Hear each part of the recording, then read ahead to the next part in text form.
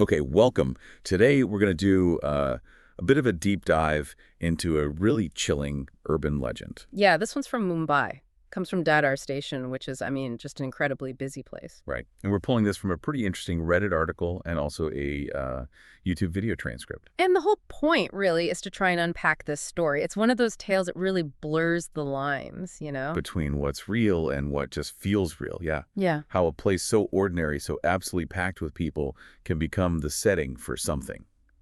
Well, something else. Exactly. It taps into that fascination we have with the unexplained, how reality and illusion can get confused. It gives you that unsettling feeling like when the impossible seems to actually happen. And Dadar Station, Yeah. if you know Mumbai, you know Dadar. It's just, wow, constant crowd. Total chaos, day and night. A sea of people, always. You'd think it never stops. But that's the twist, isn't it? According to these sources, anyway. Right, because despite that, the constant rush, there are apparently specific platforms there that are just empty, eerily empty. And people link this emptiness to its history. Exactly. For years, you can find internet articles calling Dadar haunted, talking about significant paranormal activity. So it adds this layer of mystery right onto this place everyone thinks they know.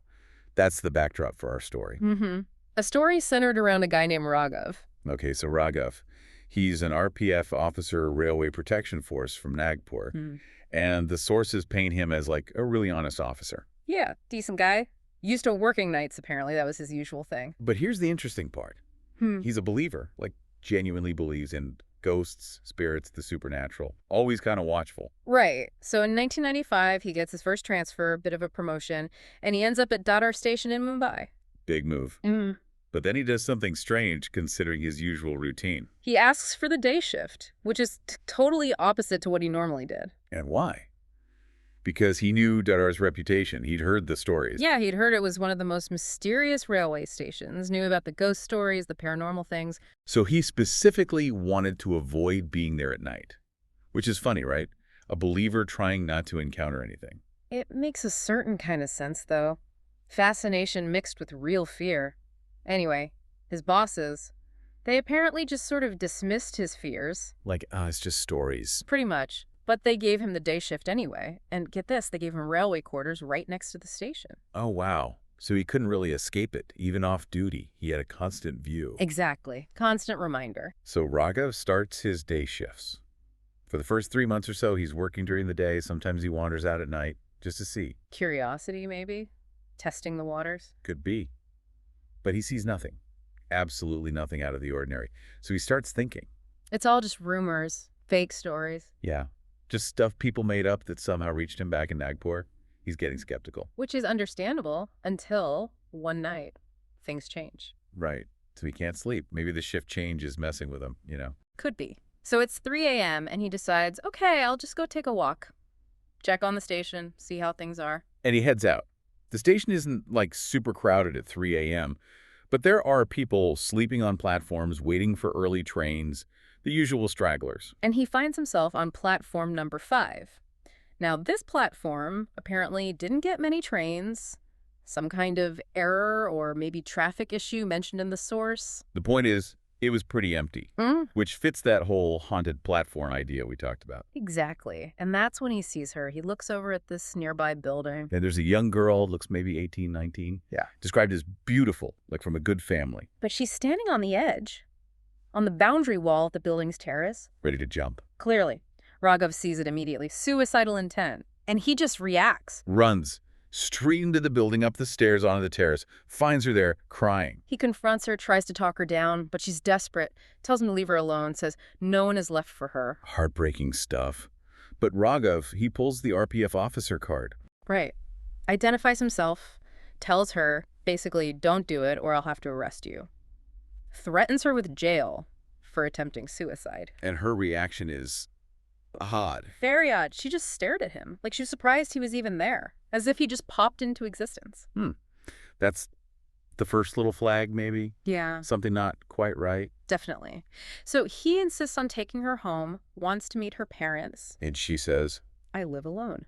No parents. okay, so he goes with her to her place. Yeah, to this strange house on the 3rd floor, and it's, well, strange. No door. just an opening. No door. No door. And inside, it's filled with broken old items, looks really poor, rundown, which clashes with her appearance, right? She looked like she came from money. The contrast is definitely unsettling, but they talk. They do. After the initial drama, they actually talk for a while, and they sort of become friendly. He felt bad for her, wanted to help. Yeah, seems like it. So he gives her his own address, his flat number at the railway quarters, tells her to come by if she ever needs to talk. Oh, well, that's quite trusting. Mm-hmm. Or maybe naive. A bit of both, perhaps. He was trying to be kind. She just smiled when he offered, and then he left. Okay, so that's encounter number 1. Quite the night. Yeah. So fast forward 2 days. Guess what? Raghav can't sleep again? Figures. And let me guess, he goes for another walk. You got it. Another night survey. And he finds himself drawn back. To platform number 5. Of course. It's quiet again. He looks over at the building where he saved her. No sign of her. Okay. So maybe it was just a one-off. He probably thought that.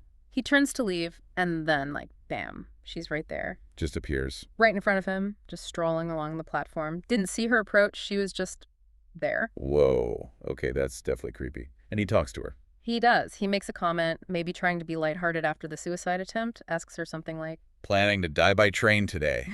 Something like. Yeah, exactly. Trying to joke about it, maybe. And her reply is the kicker. This is the line. She says, "Why kill someone who is already dead?" Chills. Just chills. But Raghav doesn't quite get it yet. No.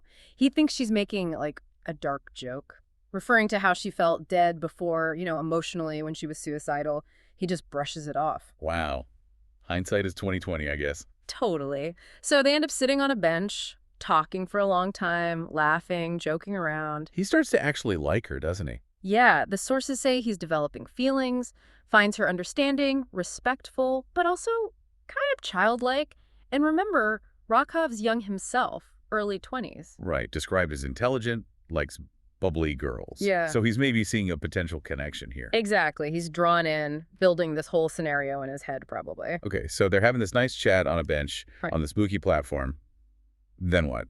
Then she just says, okay, time for me to leave, gets up, starts walking away. And just as she's leaving, He hears someone call his name, Raghav. his friend, Suresh. Yeah, his colleague, Suresh, turns up at 3:30 in the morning. Talk about dramatic timing. Right. Suresh comes over, asks him, "What are you doing out here so late?" Clearly surprised to see him. So Raghav explains. Tells him about the girl. Yep. Tells Suresh the whole story, saving her from the roof a couple of nights ago, how they were just sitting there talking.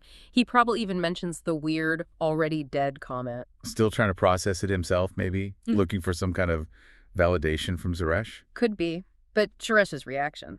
That's where it all crashes down. This is the big reveal. Oh, yeah. Suresh basically says, friend, she wasn't lying. Oh, man. He says, that's the girl everyone talks about, the one who roams platform number 5. And then he points to the building Raghav mentioned. That building, nobody lives there. It's a ruin. It's all broken down inside. No security, no watchmen, nothing. So Raghav went into an abandoned, ruined building in the middle of the night. To save her. Suresh continues, what she told you, why kill someone who is already dead? Oh, that's absolutely true. She is dead, my Oh, friend. my God. She's become a ghost, and you were sitting here talking to her for hours. I can't even imagine hearing that. Suresh is terrified for him. Says, this wasn't right. You've basically given her permission now. You invited her into your life by giving her your address. Anything bad could happen. Raghav, you need to be careful. Just boom. Reality shattered. Raghav must have been in shock. Complete shock. Sitting there on the bench. Any thoughts he had about a relationship, any connection he felt gone. Just replaced by pure fear. And he vows, right then and there. Never coming back to platform number 5 at night. Ever. No matter what. Can't blame him. He just gets up and walks home Yeah. at 3:30 a.m.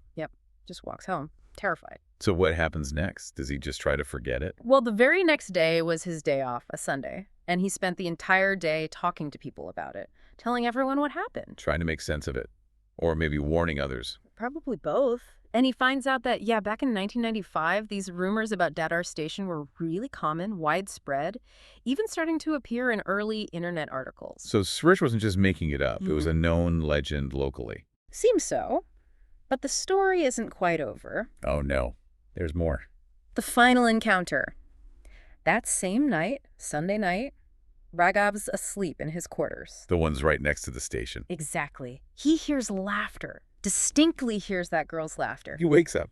And she's standing right there, in his room, Inside his flat.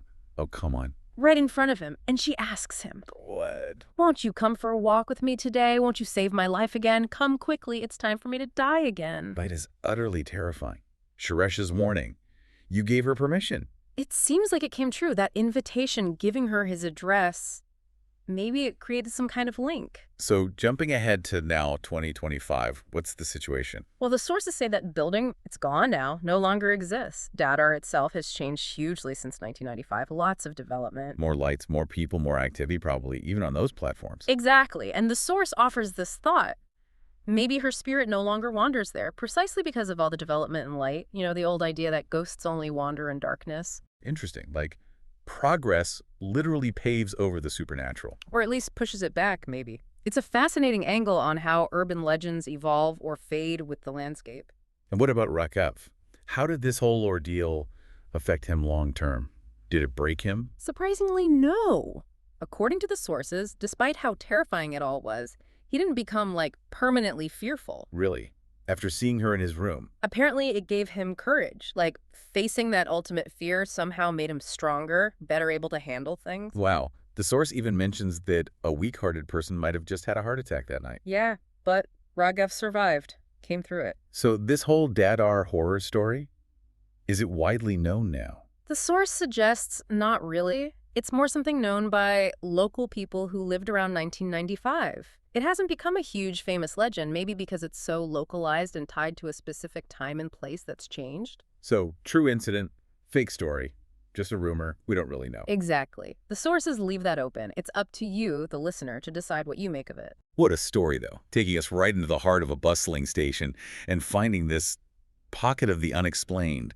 It really shows how that line between the known and unknown can be so thin, even in the most crowded places. It really does. And it leaves you with that interesting thought: if development and light supposedly push these things away, what does that really mean? Does progress erase the supernatural? Or does it just adapt? Do these stories, these hauntings, maybe just find new shadows, new unseen corners in our modern world?